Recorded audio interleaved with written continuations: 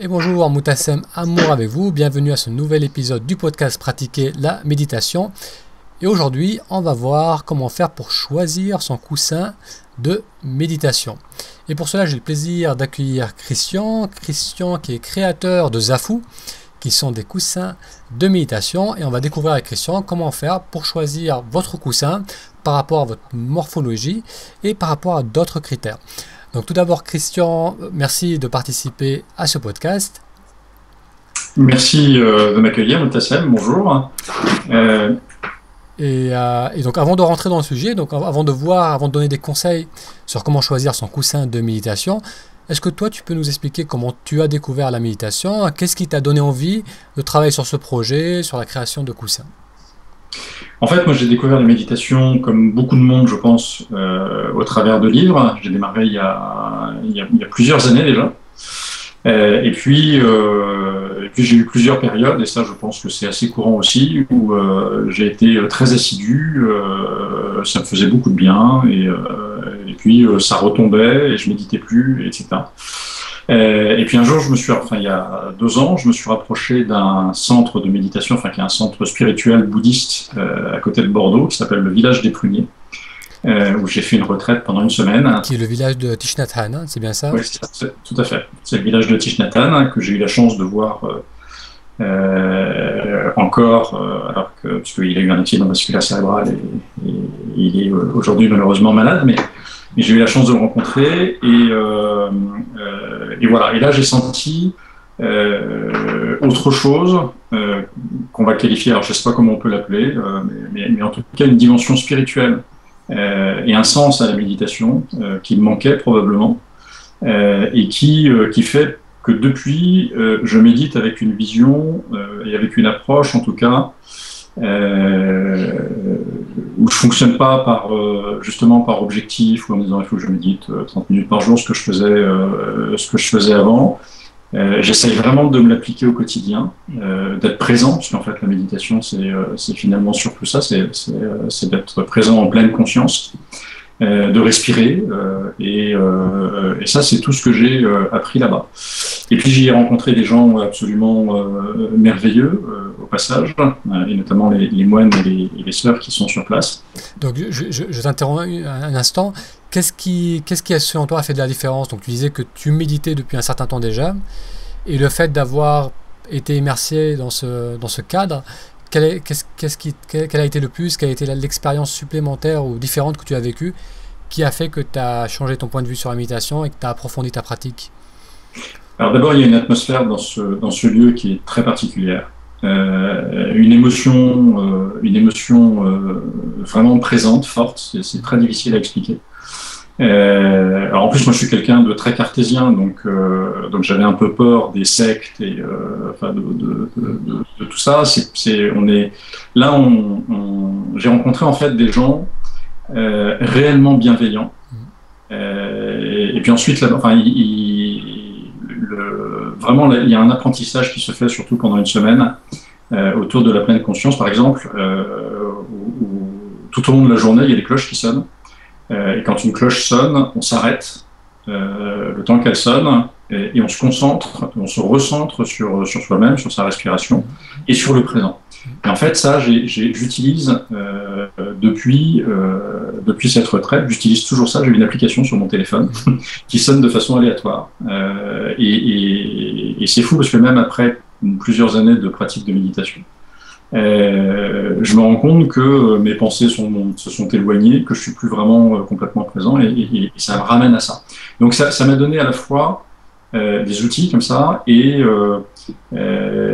puis une richesse de fond. Enfin, je me dis que si j'arrive un jour, ne serait-ce qu'à la cheville de la gentillesse et du partage des gens que j'ai rencontrés là-bas, la méditation m'aura beaucoup fait avancer.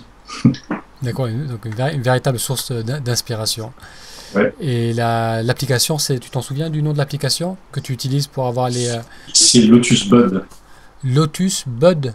Bud, je crois que c'est Bud. Attends, je peux le vérifier tout de suite. Voilà, comme ça, je le noterai aussi sous le podcast pour les personnes Lotus qui Bud, s'intéressent. Oui. Lotus Bud, très bien. Très bien, et donc... tu après cette expérience, après cette semaine passée au village des Pruniers, tu as approfondi ta pratique. Et qu'est-ce qui a fait qu'un jour tu as décidé de vouloir, qu'est-ce qui t'a donné envie de créer des coussins de méditation, des afous? En fait, c'est un besoin tout à fait personnel. Donc, je crée, on ne crée pas que des afous, on crée aussi des coussins, enfin, ce qu'on appelle des rondeaux et d'autres types de coussins. En fait, partout dans le commerce et dans les centres de méditation ou dans les salles de yoga, les coussins qui sont mis à disposition sont toujours un peu les mêmes. Donc, effectivement, il y a beaucoup de zafous. Et puis beaucoup de coussins qui sont assez bas. Et quand on fait attention, moi, ça va mieux maintenant, mais je suis grand, je suis pas souple du tout. Et donc, au bout d'un quart d'heure de méditation assis sur un zafou, j'avais mal partout. Et c'est évidemment pas idéal pour méditer. Donc, la chaise qui est conseillée dans ces cas-là, je trouve que ça fait 5 minutes, mais ça me convenait pas non plus. J'avais envie de m'asseoir. Et puis en plus, quand on est dans un centre de méditation, les chaises, c'est tout bête, mais les chaises sont derrière. C'est vrai. Les coussins sont devant. Et si on veut vraiment être dans l'ambiance, dans l'atmosphère, on est mieux devant que derrière. Je me suis dit, ok, donc on voit, et c'était mon cas, des gens qui bricolent, c'est-à-dire qu'on rajoute 2 coussins l'un sur l'autre, on les fait se tenir un peu en biais pour obtenir la bonne hauteur. Et j'ai tout bêtement cherché des coussins de hauteur différentes et je trouvais pas. Donc je me suis dit, puisque ça n'existe pas, ça doit pas être très compliqué à faire. Donc j'ai réalisé moi-même, pour le coup, mon premier coussin de méditation, qui était pas très bien fini. Les coutures ont lâché assez vite, mais en l'occurrence, il était parfaitement à ma taille. Et puis, de fil en aiguille, c'est le cas de le dire, je me suis rendu compte que ça pouvait aussi avoir un intérêt de régler la largeur du coussin, puisque on est tous de morphologies différentes, donc il y a des gens qui prennent plus ou moins de place. C'est valable aussi dans l'autre sens. Il y a des gens plus petits, plus minces, qui sont pas à l'aise avec un coussin qui leur paraît trop gros, dans le cas du zafou, ou trop grand. Et puis j'ai vu également qu'on pouvait jouer, que le choix de la matière qui remplissait le coussin était très important pour l'assise. Le zafou en général est rempli avec du kapok, donc une sorte de coton. Et en fait, moi, le coussin que j'utilise maintenant depuis plusieurs mois est un coussin rempli avec des balles d'épeautre. Donc, sont comme des céréales, des graines évidemment biologiques. Et ça, moi, ça me convient vraiment parfaitement parce que ça épouse parfaitement mon corps. Ça me permet d'avoir le dos droit. Et la combinaison et de la hauteur et du contenant fait qu'aujourd'hui je peux rester des heures sans avoir mal et sans être passé par des cours de stretching pour m'asseoir. Oui, c'est vrai que ça, comme tu dis, c'est quelque chose qui peut sembler tout à fait logique. On a tous des morphologies différentes, des tailles différentes, des poids différents. Et effectivement, en général, dans les centres de méditation ou dans le commerce, la plupart des coussins de méditation se ressemblent avec une taille standard. Et c'est vrai que la position est importante. La position peut rendre la méditation agréable ou elle peut la rendre extrêmement difficile. Et surtout que la plupart d'entre nous, la plupart des Occidentaux, on n'a pas l'habitude d'être au sol. Moi qui ai voyagé en Inde, là-bas, dès le plus jeune âge, à l'école, chez eux, tout le monde est assis au sol, les jambes croisées, donc ils ont une flexibilité, une souplesse au niveau des hanches, du bassin, que nous on n'a simplement pas. Et pour transitionner, donc pour s'habituer à cette position sur le sol, c'est vrai qu'autant avoir un support qui nous convienne. Et je pense que ce que tu as pu observer, c'est peut-être que la plupart, il n'y a pas suffisamment de hauteur, très souvent, et pas suffisamment de support. C'est ce que j'ai pu observer souvent dans les groupes de méditation. Pardon, je t'ai coupé. Non, mais effectivement, c'est vraiment ça. Et ça change beaucoup de choses. Enfin, moi, je ne vais pas dire que ça a changé ma vie, mais en tout cas, ça a changé ma vie de méditation, ça c'est clair. Et les copains, évidemment, parce que mes premiers clients sont avant tout des copains, des amis et des relations, tous sont hyper satisfaits de ça, quoi, de pouvoir trouver un coussin qui peuvent vraiment personnaliser à la fois en hauteur, en largeur et en choisissant le contenu.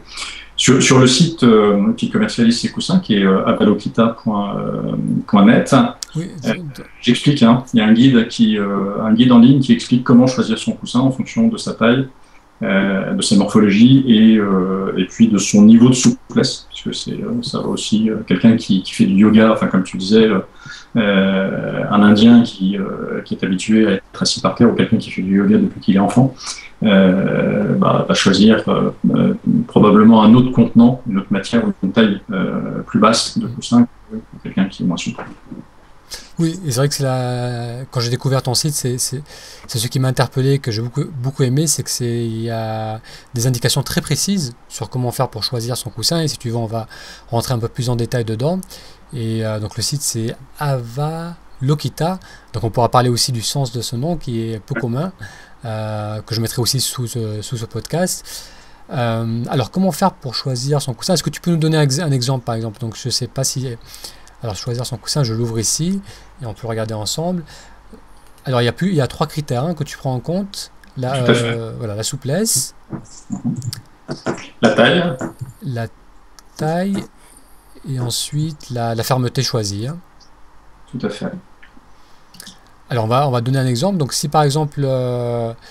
une personne mesure entre 1m65 et 1m70. Alors, en fait, c'est un... comment dire, la taille de la personne est liée à sa souplesse. Hein. C'est-à-dire qu'il faut d'abord... La première question à se poser, c'est est-ce que je suis souple, moyennement souple ou pas très souple? Parce que je peux mesurer 1m75, oui. Être une femme, donc plutôt grande. Si je suis très souple, je vais prendre un coussin plutôt bas, bas par rapport à ma taille, mais si je suis pas souple, à l'inverse, il va me falloir un coussin plus haut. Donc c'est vraiment le premier critère déterminant, c'est celui de la souplesse. D'accord, oui, c'est vrai. Donc en fait, il faut rentrer par le... Donc si on prend un autre exemple, si... on va dire par exemple quelqu'un qui est moyennement souple, parce que je pense qu'il y a beaucoup des auditeurs qui seront moyennement souples, surtout au niveau des femmes. Et là, c'est vrai que la taille entre 1,65 et... non, moins de 1m65. Alors, moins de 1m65, on va lui recommander un coussin de 14 cm de hauteur, donc le zafou traditionnel. Hein, c'est-à-dire qu'elle va compenser sa souplesse moyenne par sa taille. C'est-à-dire que, alors après, c'est plus fin que ça, mais en général, en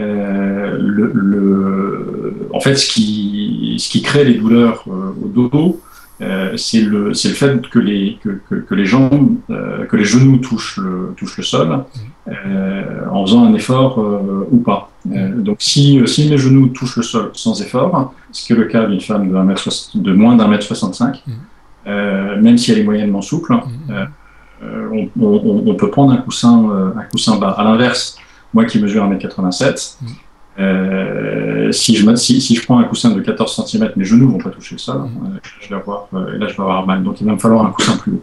D'accord. Donc voilà, le mieux c'est que je recommande à tous les auditeurs d'aller sur ton site, donc Avalokita, et tout simplement choisir son coussin. Comme ça, vous pourrez choisir donc votre souplesse, la largeur qui correspond, et aussi la fermeté. Donc comment on fait pour choisir la fermeté? C'est par rapport au ressenti? Oui, la fermeté, en fait, il faut se référer à son canapé. Je recommande toujours ça. Donc son canapé ou son fauteuil, enfin ce qu'on a choisi pour s'asseoir chez soi. Et si on est plutôt à l'aise sur des assises fermes, on va plutôt sélectionner des balles de sarrasin. Et si on est plutôt à l'aise sur des assises moelleuses, on va plutôt choisir du kapok. Voilà, à une nuance près, mais j'explique aussi tout ça sur le site, que l'avantage des céréales, donc des balles d'épeautre ou de sarrasin, c'est que vraiment elles épousent le corps, et donc même si c'est un peu plus souple, ça maintient dans la durée plus longtemps qu'un coussin qui est un peu plus moelleux.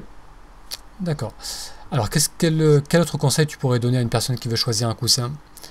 Donc, on a vu, voilà, donc comme tu disais, plus la personne est petite et moins elle aura besoin de hauteur, surtout si elle est souple. Si elle a moins de souplesse, donc on va monter en hauteur. Plus la personne est grande, plus elle va avoir besoin de hauteur. Et là aussi, la souplesse va déterminer plus ou moins la hauteur. Et donc là, tout ça, c'est très bien expliqué sur le site. On a vu la fermeté. Quelles peuvent être les choses à considérer pour choisir un coussin sur lequel on sera bien? Alors, sur lequel on sera bien, je dirais, moi je dis souvent que qui peut le plus peut le moins. C'est-à-dire que en fait, le coussin, il est constitué d'une enveloppe en tissu et de contenants. Si la personne hésite entre deux tailles, il vaut mieux qu'elle prenne la taille au-dessus, quitte à ensuite vider un peu. Hein, c'est facile d'accès en fait l'intérieur du coussin, donc quitte à ensuite vider un peu de matière pour le rabaisser, parce que évidemment c'est plus dur de le faire dans l'autre sens. D'accord. Voilà. Et puis ça permet vraiment ça permet vraiment du coup d'ajuster son coussin. Et puis quand on le reçoit, on l'essaye et puis en réglant comme ça avec le contenu, normalement on arrive à trouver la position qui nous convient. Un point important, alors, je sais pas parce que ça c'est un discours vraiment commercial, donc je sais pas si tu veux que je l'évoque, mais si tu veux le garder, on est dans une création qui est une création toujours sur mesure. Donc on n'est pas tenu par la loi dont j'ai oublié le nom sur l'e-commerce qui oblige à envoyer sous 14 jours délai de rétractation normal. Maintenant, on n'est évidemment pas du tout dans cette logique-là. Donc nous, on envoie les coussins et si vraiment ça ne convenait pas, on les reprend et on rembourse sans discuter. D'accord, très bien. Donc ça aussi, c'est bon à savoir. Et donc, d'où Avalokitha, donc là je suis curieux, d'où est venu ce nom? Avalokitha, en fait, c'est un chant au village des Pruniers. C'est un chant que j'ai mis sur le site, enfin qui me parle beaucoup, je sais pas pourquoi. Hein, les paroles ne signifient strictement rien. Donc j'ai demandé, c'est pas du sanskrit, il n'y a aucun sens. Juste des sonorités. Voilà, juste des sonorités, mais voilà. Et puis donc le nom exact c'est Avalokiteshvara, mais ça faisait un peu long pour un nom de site internet, et le raccourci commun c'est Avalokitha. C'est également le nom en fait de l'être éveillé juste après le Bouddha dans la hiérarchie, si je puis dire, bouddhiste. Alors, qui prend plusieurs formes, enfin, comme souvent chez les Asiatiques, c'est des concepts qui sont assez éloignés des nôtres et parfois difficiles à comprendre. Mais pour faire court, Avalokitha, c'est l'équivalent de la Vierge Marie chez les Taïwanais, je crois. Et c'est l'équivalent de personnalités divines au Japon, en Corée et au Vietnam. D'accord, très bien. Donc c'est bien que tout le projet a une couleur spirituelle qui, voilà, c'est pas seulement une vente de produits, il y a une histoire derrière, une envie de partager une expérience. Et ce que j'ai remarqué aussi, c'est que tu travailles avec des associations, donc il y a les personnes ont le choix d'allouer une certaine partie du prix vers une association, donc notamment surtout le village des Pruniers ou d'autres associations s'ils le souhaitent. Donc là aussi ça a été un choix dès le départ de vouloir partager une partie des revenus avec des associations. En fait, le projet, c'est pas uniquement de créer un commerce, c'est vraiment de monter quelque chose d'éthique, d'équitable, Et à terme, si jamais ça se développait, de créer une entreprise sociale et solidaire donc avec le statut d'entreprise sociale et solidaire et avec tout ce que ça implique derrière. Donc, on utilise des matériaux uniquement éthiques et biologiques, c'est-à-dire que les cotons qu'on utilise sont certifiés comme ayant été fabriqués dans des conditions qui sont des conditions humaines, on va dire. C'est un label indépendant allemand, c'est le seul label aujourd'hui qui est reconnu, en tout cas au niveau européen. On utilise pour les céréales des produits qui sont bio. On fait travailler pour l'instant une couturière, mais qu'on rémunère correctement. Comme tu le disais, on s'est dit, bah tiens, on crée de la richesse, on crée de la valeur, comme on dit dans le marketing.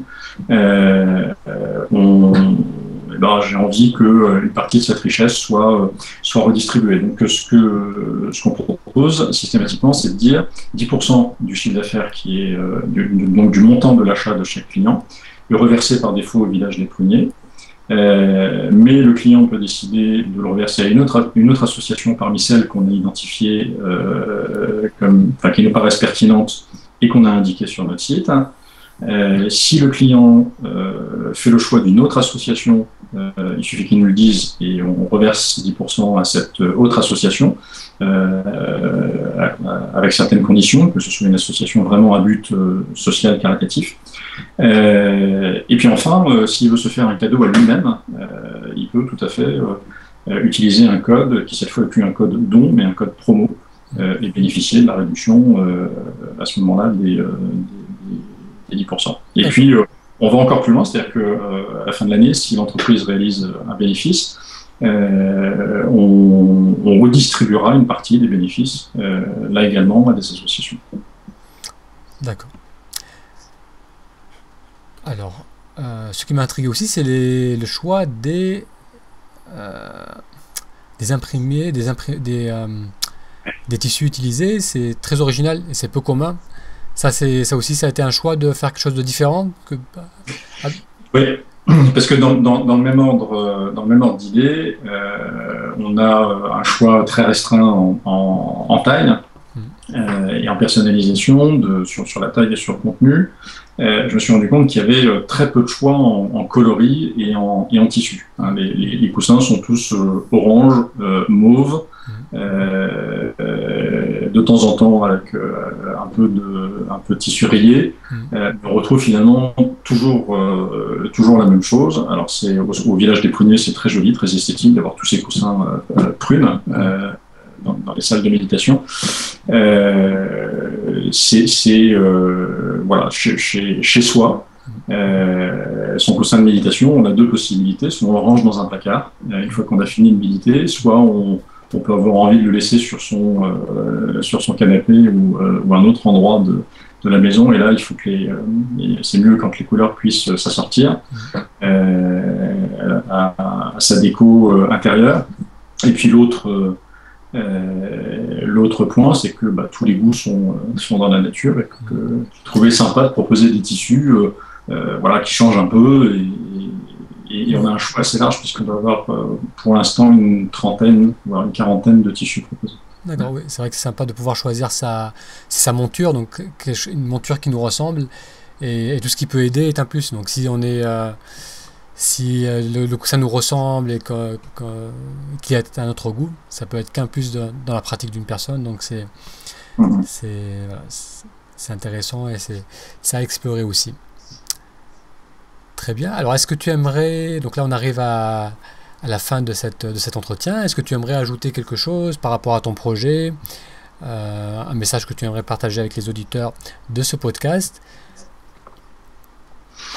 Non, rien de particulier. Je pense qu'on a fait le tour. En fait, moi, j'ai un parcours où j'ai créé des entreprises. Je suis en train d'en créer une en parallèle, mais toujours dans des logiques très commerciales. Et ce projet-là, c'est un projet que je conduis pas du tout comme ça, que je monte par plaisir. À côté de mes activités et voilà, et j'espère, c'est mon projet c'est le projet qui est associé à ma pratique de méditation. C'est-à-dire que je n'en attends rien et je travaille au présent dessus quand ça se présente. Donc, En tout cas, ouais, merci pour ce beau projet. Merci de l'avoir partagé avec nous et d'avoir donné des conseils sur comment choisir un coussin de méditation. Alors, est-ce que tu peux nous rappeler ton site pour que les gens puissent le visiter? Oui, alors c'est Avalokita, avalokita.net. Très bien, donc je mettrai aussi le lien sous ce podcast. Et si vous avez des questions pour Christian, donc n'hésitez pas à laisser un commentaire. Et Christian, je t'invite à venir voir ce qui se passe sous cet épisode et à participer à la discussion. Encore merci pour ta participation et bon courage et bonne chance dans ton très beau projet. À bientôt. Merci, Otassem.